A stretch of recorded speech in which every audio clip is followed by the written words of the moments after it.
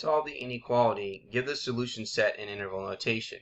So the inequality states we have negative 10 less than 2 plus 2x, which is less than 12. So what that means is this 2 plus 2x is in between the two numbers negative 10 and 12, but they don't include those numbers. So now we're going to go ahead and solve. So here is our question. Okay, now when we solve and we have the 2 plus 2x in the middle, we're going to solve it by a three-part inequality. So the goal is to isolate x. So in order to do that, we're going to subtract 2 to all three sides of the inequality.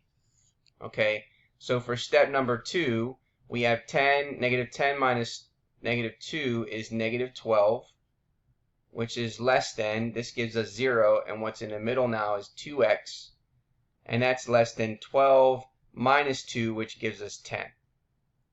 Okay, now we have 2 times x, so in order to isolate x, we need to divide each term by the value of 2 in this inequality. So for step 3, we have negative 12 divided by 2, which is negative 6, which is less than, well, 2 divided by 2 gives us 1, and that's x, and that's less than 10 divided by 2, which is 5.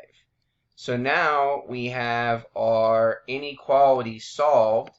Now let's graph this so that we can convert this into interval notation. So we have a 0 in the middle. Remember that we're going from negative infinity to positive infinity on the number line. So we have negative 6, and then we have positive 5. And so that means that when you look at this inequality, it's saying that x is in between negative 6 and 5, and you don't include those numbers.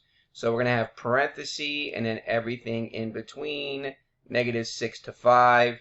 So therefore, the interval notation goes from parentheses negative 6 to positive 5.